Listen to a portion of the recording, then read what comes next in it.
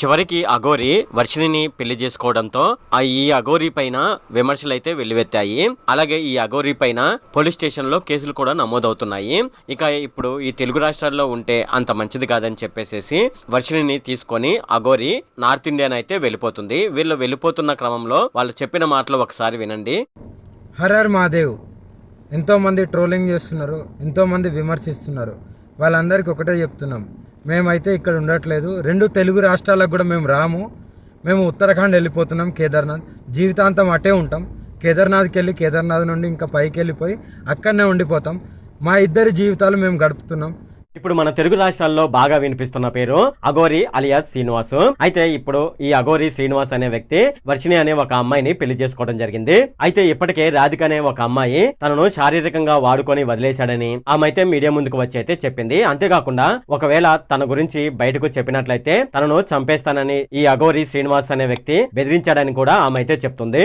అయితే ఈ అఘోరి శ్రీనివాస్ అనే వ్యక్తి ఎవరు, అసలు ఇతను ఏ గ్రామం నుంచి వచ్చాడు, అలాగే ఇతను అఘోరిగా మారిన తర్వాత ఎటువంటి పనులు చేశాడు అనే విషయాలు మనం ఈ వీడియోలో డిస్కస్ చేద్దాము. హాయ్ ఫ్రెండ్, నా పేరు సతీష్ బాబు. నేను ఎప్పటికప్పుడు రీసెంట్ గా జరిగిన ఇష్యూస్ గురించి, అలాగే రియల్ ఫ్యాక్ట్స్ గురించి, లోకల్, స్టేట్, సెంట్రల్, గ్లోబల్ కి సంబంధించిన పొలిటికల్ న్యూస్ అయితే నేను ఎప్పటికప్పుడు నా ఛానల్లోనైతే పోస్ట్ చేస్తూ ఉంటాను. ఫ్రెండ్స్, నేను వీడియో చేయడానికి ఎంతో కష్టపడవలసి ఉంటుంది. ఎవరైతే నా ఛానల్ ను ఫస్ట్ టైం చూస్తున్నారో వాళ్ళైతే తప్పకుండా సబ్స్క్రైబ్ బటన్ మీద ప్రెస్ చేసి సబ్స్క్రైబ్ అయితే చేసుకోండి. ఇలా మీరు ఒకసారి సబ్స్క్రైబ్ చేసుకున్నట్లయితే నాకు నా ఛానల్ ని మీరు కొద్దిగా పుష్ చేసిన వాళ్ళు అవుతారు. ఇప్పుడు మనం వీడియోలోకి అయితే వెళ్ళిపోదాం. గత నెలలో మనం చూసుకున్నట్లయితే ఈ అఘోరి శ్రీనివాస్ అనే వ్యక్తి వర్షిణి అనే ఒక ఆమెను తీసుకొని పారిపోవడం జరిగింది. అయితే ఈ వర్షిణి ఈ ఆమె గుంటూరు జిల్లాకు చెందింది. అయితే ఈ వర్షిణిని తీసుకెళ్లిన ఈ అఘోరి శ్రీనివాస్ వివిధ రాష్ట్రాల్లో తిరుగుతూ చివరకు గుజరాత్ పోలీసులకైతే అతను పట్టుబడడం జరిగింది. దీంతో గుంటూరులో ఉన్న వర్షిణి తల్లిదండ్రులకు ఈ విషయం చెప్పి వాళ్ళను గుంటూరు నుంచి గుజరాత్ కు రప్పించి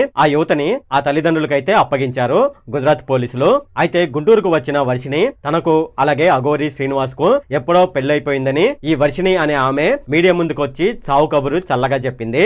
ఇక ఈ అఘోరి శ్రీనివాస్ అఘోరిగా ఉన్నప్పుడు ఎటువంటి దారుణాలు చేసేవాడు అనేది ఇప్పుడు చూద్దాము. 2 నెలల క్రితం కాజా టోల్ ప్లాజా వద్దకు వచ్చిన అఘోరి కాజా టోల్ ప్లాజా వద్ద బట్టలు లేకుండా రచ్చరచ్చ చేశాడు. అదే సమయంలో అతను బట్టలు లేకుండా ఉండడంతో వర్షిణి అనే యువతి అక్కడకు బట్టలు తీసుకువచ్చి అఘోరికి ఇచ్చి అతను అవి వేసుకున్న తర్వాత తన ఇంటికి వర్షిణి అనే యువతే తీసుకువెళ్ళింది. అదే ఇంతకు ముందు మనం చెప్పుకున్నాం కదా, వర్షిణి అనే ఆమెను పెళ్లి చేసుకున్నాడని. ఆమెనే ఈమె. అప్పటి నుంచి వీళ్ళిద్దరి జీవితాలు బాగా మారిపోయాయి. గత నెలలో వర్షిణిని తీసుకువెళ్లిన అఘోరి శ్రీనివాసు ఆమెను పూర్తిగా మార్చివేయడం జరిగింది. దీంతో వీళ్ళిద్దరూ మళ్ళీ విజయవాడ కనకదుర్గమ్మ సాక్షిగా వీళ్ళు మళ్ళీ పెళ్లి చేసుకోవడం జరిగింది. అంటే రెండోసారి వాళ్ళు అయితే పెళ్లి చేసుకున్నారు. ఈ కథ ముగిసిన తర్వాత ఈ వర్షిణి అనే ఆమె మీడియా ముందుకు వచ్చి అసలు విషయాలు బయట పెట్టింది. తన మనసుకు ఈ అఘోరి శ్రీనివాస్ అనే వ్యక్తి నచ్చాడని, అందుకే అతని చేత తాళి కట్టించుకున్నానని ఆమె మీడియా సాక్షిగా చెప్పింది. అతను మగాడు కాకపోయినా, అలాగే అతను సంసార సుఖాన్ని ఇవ్వలేకపోయినా తన మనసులో అఘోరి శ్రీనివాసే తన భర్తని ఆమె చెప్పింది. దీంతో అందరూ ఒక్కసారిగా షాక్ అయిపోవడం జరిగింది. అలాగే అఘోరి శ్రీనివాస్ కూడా తనకు పెళ్లైపోయిన తర్వాత వివిధ రాష్ట్రాలు తిరుగుతూ వివిధ గుడులను దర్శించుకోవడం జరుగుతుందని అతను చెప్పాడు. అంతేకాకుండా అతను కాశీలో ఉన్నానని, కాశీ నుండి నేను హైదరాబాద్ వస్తున్నానని అతను చెప్పాడు. తను పోలీస్ స్టేషన్ లో చట్ట ప్రకారమే మేము భార్యాభర్తలుగా అనుమతి తీసుకున్నామని, మేము భార్యాభర్తలుగా హక్కులు పొందామని ఆయన చెప్తున్నాడు. అయితే ఈ వర్షిణి ఏమని చెప్తుందంటే తను తన తల్లిదండ్రుల దగ్గర అలాగే తన అన్నయ్య దగ్గర తను నరకం అనిపించినట్లు ఆమె చెప్తుంది. అందుకే నేను అఘోరితో జీవితం బాగుంటుందని అతనితో వచ్చేసానని ఆమె చెప్పుకొచ్చింది.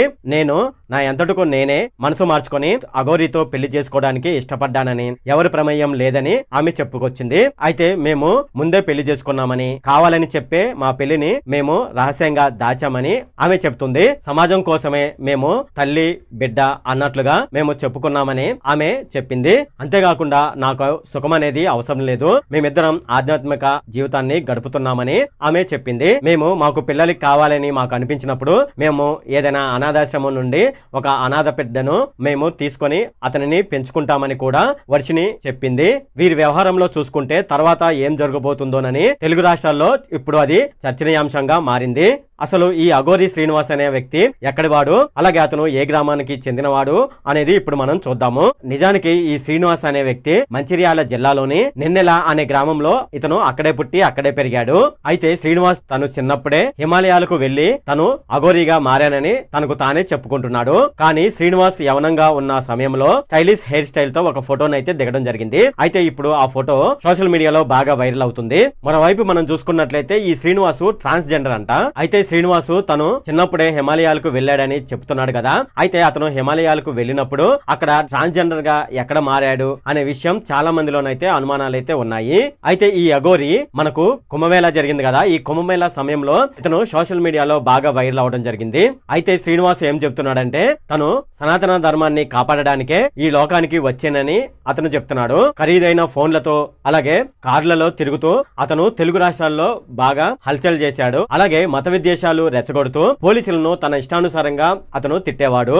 మొదట్లో అతను కనిపిస్తే అతని పైన దాడి చేసి కొట్టిన వాళ్ళు కూడా ఉన్నారు. సనాతన ధర్మం అనే ఒక ట్యాగ్ ని అడ్డు పెట్టుకుని అతను చేస్తున్న దాడులు అన్ని ఇన్ని కావని చెప్పవచ్చు. ఇటీవల అతను వర్షిణి అనే ఒక అమ్మాయిని పెళ్లి చేసుకుని మళ్ళీ సోషల్ మీడియాలో వైరల్ అవడం జరిగింది. ఆ పెళ్లి ఫోటోలతో సోషల్ మీడియాలో బాగా వైరల్ అయ్యాడు. దీంతో వర్షిణి కుటుంబం కన్నీరు మున్నీరు అవుతుంది. అయితే ఈ అఘోరి అయిన శ్రీనివాసు మాయమాటలు చెప్పి తన కూతుర్ని పెళ్లి చేసుకున్నాడని వాళ్ళ తల్లిదండ్రులు అయితే చెప్తున్నారు. ఇంతలోనే మరో విషయం అయితే బయటకు వచ్చింది. అదేమిటంటే అఘోరి శ్రీనివాస్ అనేవాడు తన భర్తని మరో మహిళ మీడియా ముందుకు వచ్చింది. అయితే ఈ శ్రీనివాసు అఘోరిగా మారక ముందు తనతో శారీరక సంబంధం పెట్టుకున్నాడని రాధిక అనే ఒక ఆమె అఘోరి శ్రీనివాస్ గురించి అయితే చెప్పింది. అయితే ఈ విషయం ఎవరికైనా చెప్తే తనను చంపేస్తానని అఘోరి శ్రీనివాస్ తనను బెదిరించాడని ఆమె చెప్తుంది. ఈ మేరకు తనకు న్యాయం చేయాలని ఆమె మహిళా కమిషన్ ని ఆశ్రయించింది. తన దగ్గర డబ్బులు తీసుకుని తనను పెళ్లి చేసుకుంటానని మోసం చేశాడని ఆమె చెప్తుంది. అంతేకాకుండా తను మాత్రమే కాదు చాలా మంది అమ్మాయిలను ఈ అఘోరి శ్రీనివాస్ అయితే మోసం చేశాడని కూడా ఆమె చెప్పింది. ఇటీవలే జరిగిన విషయం మనం చూసుకున్నట్లయితే ఒక సినిమా నిర్మాత తన దగ్గర నుంచి పూజల పేరుతో లక్షల రూపాయలు తన దగ్గర నుంచి తీసుకున్నాడని అతను చెప్తున్నాడు. ఇంకా అతను ఏం చెప్తున్నాడంటే అతను పూజ చేసేందుకు నా దగ్గర నుంచి 10 లక్షల రూపాయలు తీసుకున్నాడని, దాని తర్వాత అతను ఎటువంటి పూజ చేయలేదని, తనను అడిగితే ఇంకా 5 లక్షల రూపాయలు కావాలని డిమాండ్ చేస్తున్నాడని ఆ నిర్మాత అయితే చెప్పాడు. తరచూ శ్రీనివాస్ అనే వ్యక్తి ఏదో ఒక ఇష్యూతో ఒకవైపు ప్రజలను మరోవైపు పోలీసులను ఇబ్బందులకు గురి చేస్తున్నాడని చాలా మంది అతని పైన చర్యలు తీసుకోవాలని కోరుకుంటున్నారు. మరోవైపు చూసుకున్నట్లయితే అతనితో ఇంతకాలం గడిపిన ట్రాన్స్జెండర్స్ సైతం అతని పైన చర్యలు తీసుకోవాలని, అతని వల్ల తమ పరువు పోయిందని ట్రాన్స్జెండర్స్ పోలీసులకైతే కంప్లైంట్ చేయడం జరిగింది. దీంతో ఎప్పటికైనా సరే ఆ శ్రీనివాస్ ను అరెస్ట్ చేస్తారా పోలీసులు లేదా అనే విషయం చాలా మందిలోనైతే ఆసక్తిని రేపుతుంది. ఇది ఫ్రెండ్, ఈ వీడియో ఎవరైతే చివరి వరకు చూస్తున్నారో వాళ్ళైతే తప్పనిసరిగా క్రిందున్న కామెంట్ సెక్షన్ లో జై హింద్ అని టైప్ చేయండి. ఇది ఫ్రెండ్ ఈ వీడియో కనుక మీకు నచ్చినట్లయితే ఇక్కడ క్రిందున్న రెడ్ కలర్ సబ్స్క్రైబ్ బటన్ మీద అయితే ప్రెస్ చేయండి. అలాగే ఈ వీడియోని మీ ఫ్రెండ్స్ అండ్ ఫ్యామిలీ మెంబర్స్ కి అయితే షేర్ చేయండి. అలాగే ఈ వీడియో సంబంధించి ఏమైనా కామెంట్లు ఉన్నాయి అనుకోండి, నాకు తప్పనిసరిగా క్రిందున్న కామెంట్ సెక్షన్ లో అయితే తెలియజేయండి. ఈ వీడియో అంతే friend. Okay, thank you friend. Her her Mahadev. ఎంతోమంది ట్రోలింగ్ చేస్తున్నారు, ఎంతోమంది విమర్శిస్తున్నారు. వాళ్ళందరికీ ఒకటే చెప్తున్నాం, మేమైతే ఇక్కడ ఉండట్లేదు. 2 తెలుగు రాష్ట్రాలకు కూడా మేము రాము. మేము ఉత్తరాఖండ్ వెళ్ళిపోతున్నాం, కేదార్నాథ్. జీవితాంతం అటే ఉంటాం. కేదార్నాథ్కి వెళ్ళి కేదార్నాథ్ నుండి ఇంకా పైకి వెళ్ళిపోయి అక్కడనే ఉండిపోతాం.